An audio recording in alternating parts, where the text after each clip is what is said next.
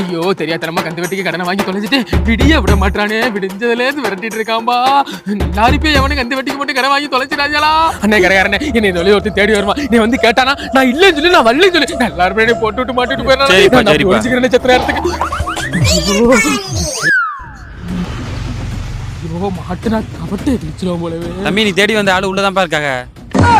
உள்ள இருக்கானா? முந்திரிடா